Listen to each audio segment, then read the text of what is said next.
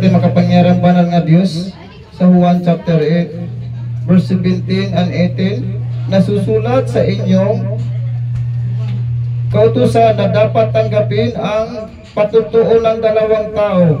Nagpatutuo ako tungkol sa aking sarili at nagpapatutuo rin ang amang nagsugo sa akin. Ang Diyos nagpakilala siya nga siya din ay tao, at ang ating Panginoon si Kristo din nagpakilala siya nga siya din ay Diyos na tao. Nagpatutuo ang dalawang tao. Maliwanag nakalagay sa Biblia sa Juan chapter 8 verse 17 and 18, nasusulat sa inyong kautusan na dapat tanggapin ang patutuo ng dalawang tao. Nagpatutuo ako tungkol sa aking sarili at nagpapatutuo rin ang amang nagsugo sa akin. Silang dalawa nagpakilala nga ang Diyos nga banal, nga amahan, nga ama, nga Espiritu Santo, siya din ay tao. Kaya gisabi sa ating Panginoong Kristo sa Juan chapter 8, ibalik natin to dahil ang cellphone natin na virusan. Sinasabi dito sa Juan chapter 14 verse 7, kung ako'y kilala ninyo, kilala na rin ninyo ang aking ama. Mula ngayon ay kilala na ninyo siya at inyong nakita. Nagpakilala din ang ating Panginoon Kristo nga kung nakilala ninyo ako, sabi sa ating Panginoon Kristo, kung ako'y kilala ninyo, kilala na rin ninyo ang aking ama. Mula ngayon ay kilala na ninyo siya at inyong nakita. Kaya ang ating Panginoon Kristo nagpakilala siya nga siya ang Diyos na ama, nga banal, nga nagkatawan ng tao. Kaya maliwanag nakalagay sa Juan chapter 8 verse 17 and 18. Sinasabi dito sa kanyang sagradong dakilang banal nga panalita sa Juan chapter 8 verse 17 and 18, nasusulat sa inyong kautusan na dapat tanggapin ang patutuo ng dalawang tao. Nagpatutuo ako tungkol sa aking sarili at nagpapapatutuo rin ang amang nagsugo sa akin.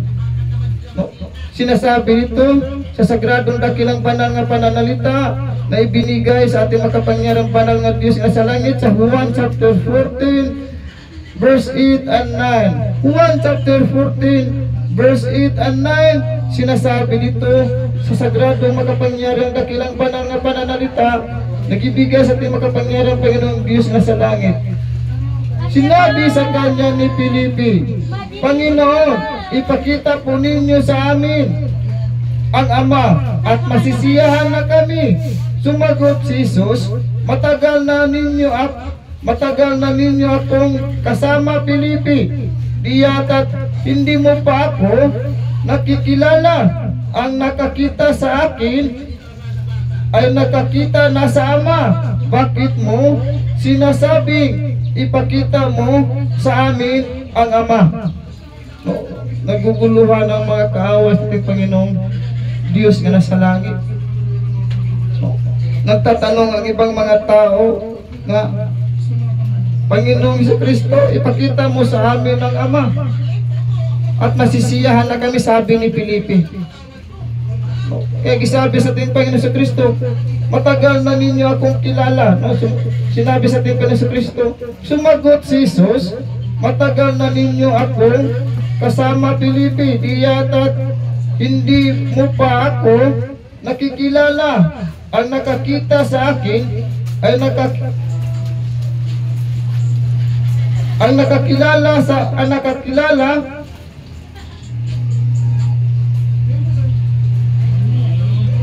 Sumagot si Jesus, matagal na ninyo ako kasama, Filipe. Di yata't hindi mo pa ako nakikilala. Ang nakakita sa akin ay nakakita na sa Ama. Bakit mo sinasabing ipakita mo sa amin ang Ama? Kung sinabi dito sa kanyang sagradong dakilang banal na pananalita, nagibigay sa ating Panginoong Diyos nga sa langit, Sa Juan chapter 8 verse 19. Juan chapter 8 verse 19, sinasabi dito sa kanyang sagradong dakilang banal na panalita, nagibigay sa ating Panginoong Diyos na nasa langit. Kaya siya'y tinanong nila, nasaan ang inyong ama? Sumagot si Jesus, hindi ninyo ako nakikilala, ni ang aking ama. Kung nakikilala ninyo ako, siya'y makikilala rin ninyo. Napakaliwanag nga sinasabi sa ating makapangyarihang banal nga Diyos nga nasa langit. Babasahin natin dito sa Juan chapter 10 verse 30, 31, 32, 33. Juan chapter 10 verse 30, 31, 32, 33. Sinasabi dito sa kanyang sagradong dakilang banal nga pananalita, nagibigay sa ating makapangyarihang Panginoong Diyos nga nasa langit. Ako at ang Ama ay iisa. Ang mga Hudyo'y muling kumuha ng bato upang batuhin siya.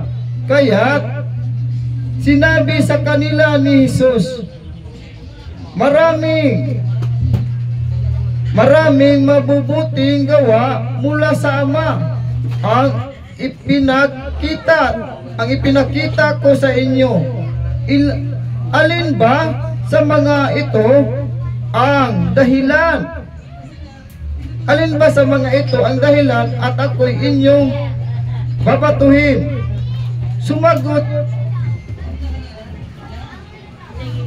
Sinagot siya ng mga Hudyo, hindi dahil sa mga mabuting gawa kaya ka namin babatuhin, kundi dahil sa paglapastangan mo sa Diyos, sapagkat nagpapanggap kang Diyos, gayong tao ka lang. Sinabi sa mga kaaway sa ating makapangyarihang Panginoong Diyos, dumampot sila ng bato para ang ating Panginoong Hesukristo ay kanilang batuhin. Nagpakilala ang ating Panginoong Hesukristo dito sa Juan chapter 10 verse 31 verse 30 and 31. Ako at ang Ama ay isa.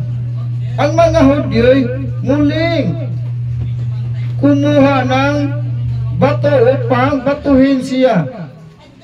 Kaya sinabi sa kanila ni Jesus, maraming mabubuting gawa mula sa Ama ang ipinakita ko sa inyo. Alin ba sa mga ito ang dahilan at ako'y inyong babatuhin?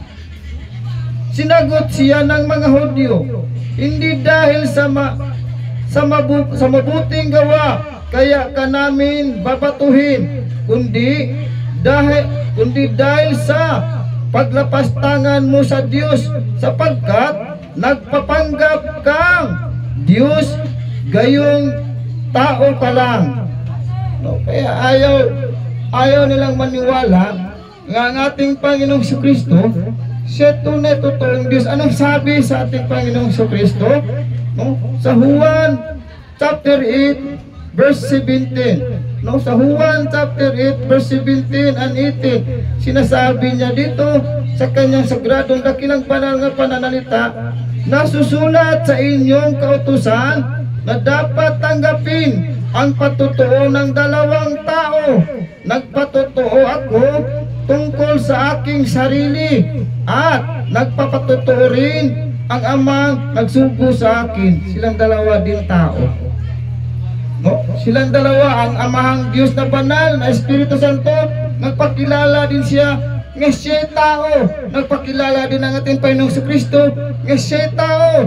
At nagpakilala din, sinasabi sa ating Panginoong Jesucristo sa kanyang sagradong dakilang banal nga pananalita sa Juan chapter 10, sa Juan chapter 10 verse 30. Juan chapter 10 verse 30, sinasabi din sa ating dakilang makapangyarihang banal nga Panginoong Jesucristo, ako at ang Ama ay iisa.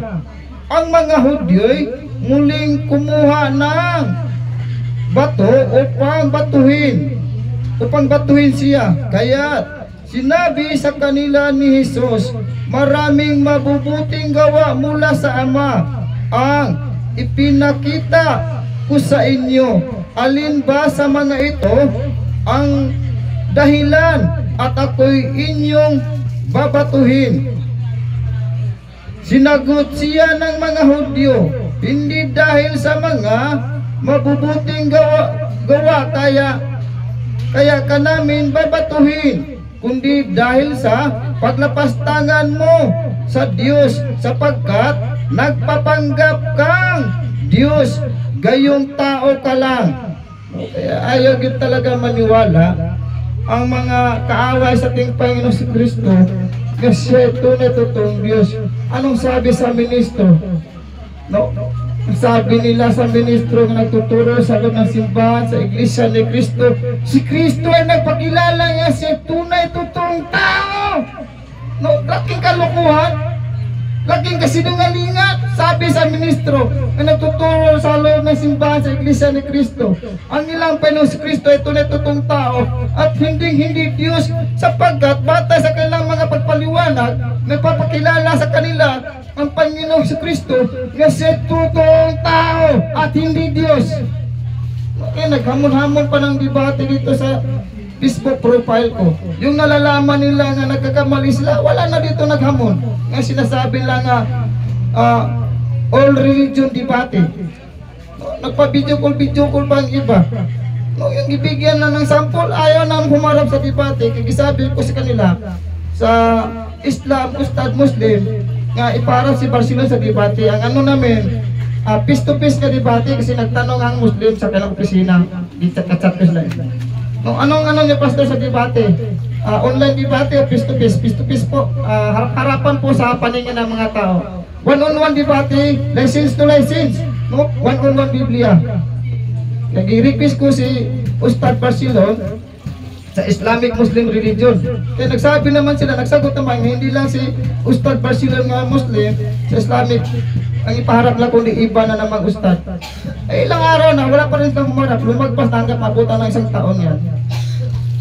Hanggat mabutan ng isang taon. Kaya sabi ko sa kanila, bigyan kayo ng sample bago pa ipapahiya kayo sa ating makapangyarang banal nga Diyos na nasa langit sa harapan ng mga tao. Pag-aralan ninyo ito bago pa kayo papahiya sa harapan ng mga tao. Natatakot din sila. Kaya sinasabi dito sa ating dakilang makapangyarang banal nga pananalita sa ating Panginoong Diyos sa Juan chapter 8 verse 23, 24 and 25. Juan chapter 8 verse 23, 24 and 25. Sinasabi dito sa kanyang sagradong makapangyarihang dakilang banal na pananalita, nagibigay sa ating Panginoong Diyos na sa langit. Sumagot si Jesus, kayo'y taga-ibaba, ako'y taga-itaas, kayo'y taga-sanlibutan. Taga-sanlibutan ito, ako'y hindi.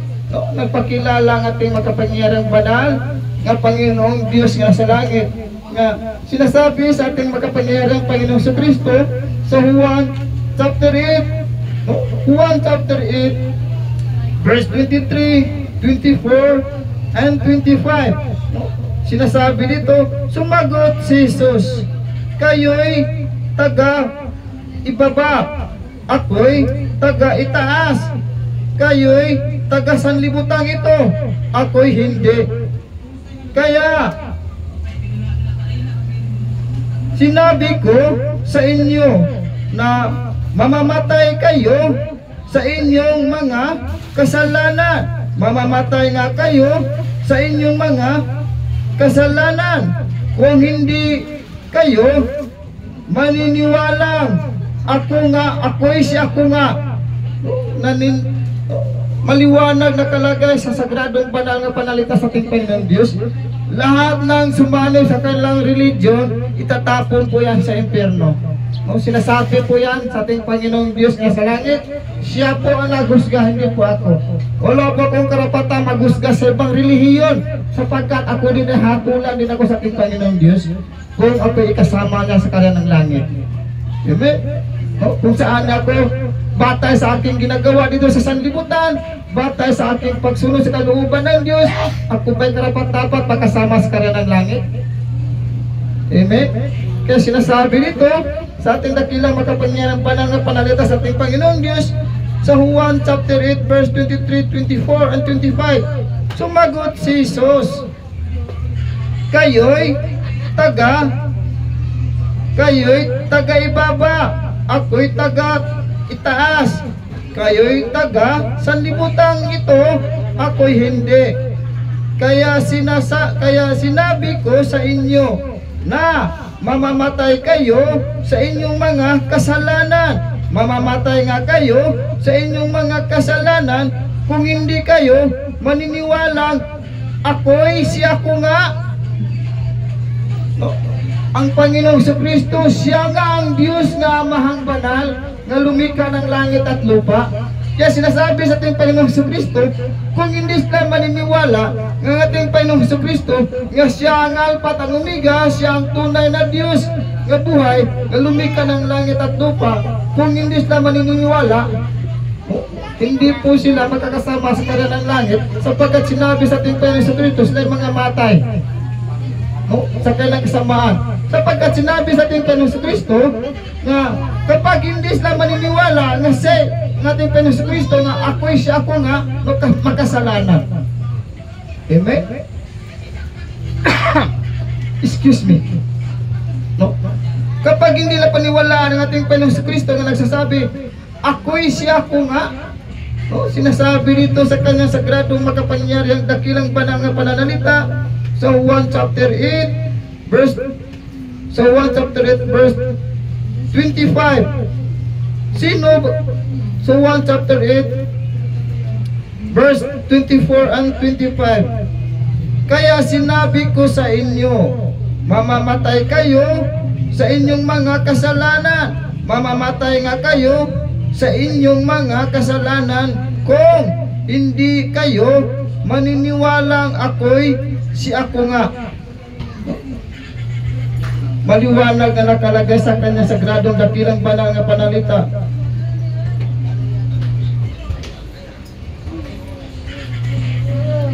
Kaya nagtanong dito ang mga ilan sa mga tao na ilan sa mga sugo sa ating makapangyarihang Panginoong Diyos na nasa langit, nga ipakita mo sa amin ang Ama at masisiyahan kami, sabi ni Filipe. Ngunit nagpakilala ang ating Panginoong Kristo nga siya gyud ang tunay totoong Diyos nga nagkatawa ng tao. O sinasabi dito, babalikan natin ang Pahayag chapter 22 verse 12 and 13 at ang Pahayag chapter 2 verse 8 at ang Pahayag chapter 1 verse 8. O sinasabi dito sa kanya sagradong dakilang banal nga pananalita, nagibigay sa ating makapangyarihang Panginoong Diyos nga nasa langit. Pahayag chapter 22 verse 8. Pahayag chapter 22 verse 12 and 13. Makinig kayo, wika ni Jesus, darating na ako, dala ko ang mga gantimpalang ibibigay sa bawat isa ayon sa kanyang ginawa. Ako ang Alpha at ang Omega, ang una at ang huli, ang simula at ang wakas.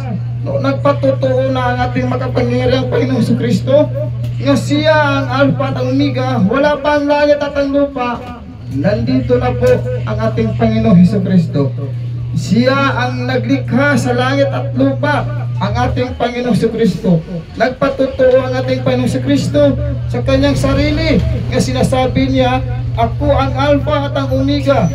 Sinasabi sa ating Panginoong Kristo sa Pahayag chapter 2 verse 8. Pahayag chapter 2 verse 8, ito ang ipinasasabi niya na siyang simula at wakas, ang namatay at muling nabuhay.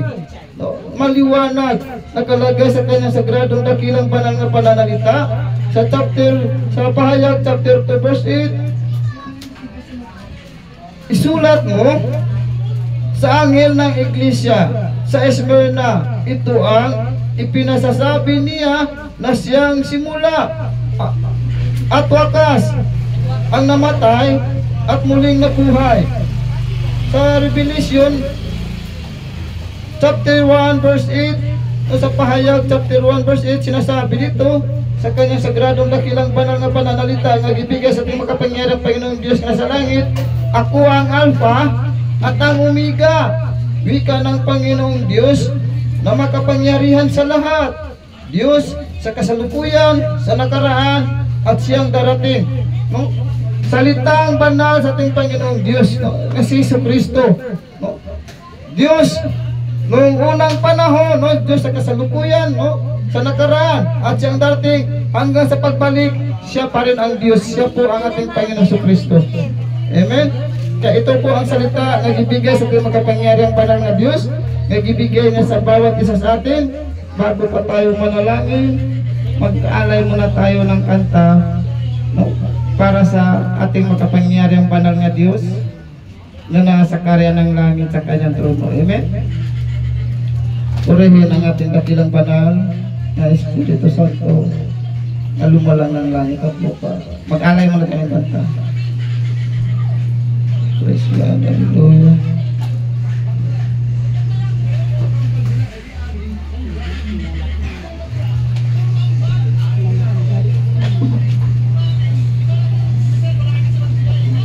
Praise God.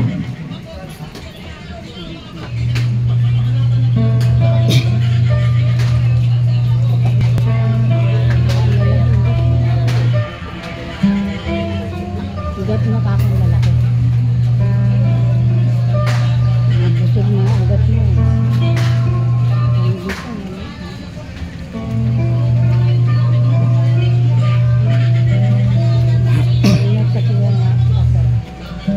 Praise God, hallelujah. Marami ang ibig mapatawad sa pangalan ko, ngunit ayaw sumunod sa salita ko. Ayaw ang inaanap, itinatakwil ako, at ibig ako tawagin Panginoon. Ako'y naghahanap ng tapat na alipin, alipin may bigatin na ang ligaw ay abutin. Nagwawala, bahala sila sa kanilang kaligtasan. Sila'y nagpapanggap na mahal ako. Huwag mo akong tawagin Panginoon kung hindi ka naman susunod.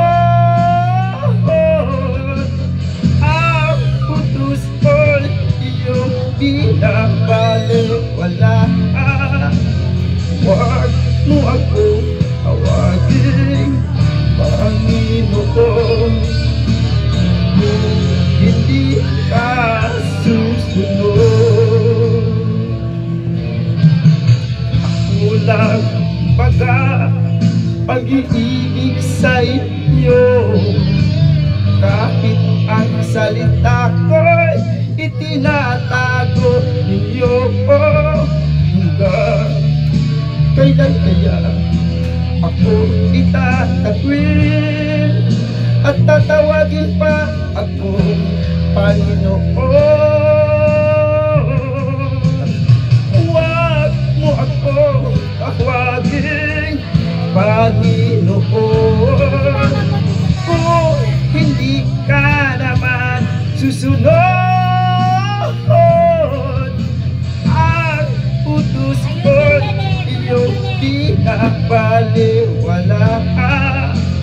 Huwag mo ako tawagin, Panginoon, kung hindi ka susunod. Pangako ko'y iyong inaangkin, ngunit utos ko'y ayaw niyong tuparin. Kung mahal mo ako, ang kalooban ko'y iyong gawin.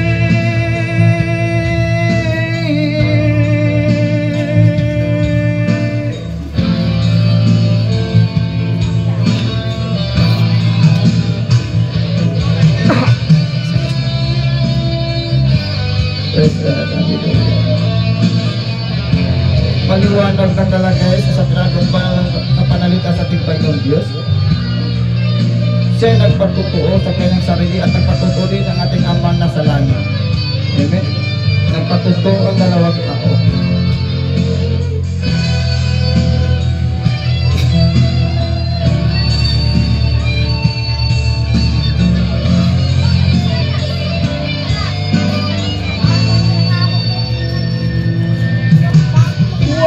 Mo ako tawagin, Panginoon, kung hindi ka naman susunod. Ang utos ko'y iyong pinabaliwala. Huwag mo ako tawagin, Panginoon, kung hindi ka susunod. Kung hindi ka susunod,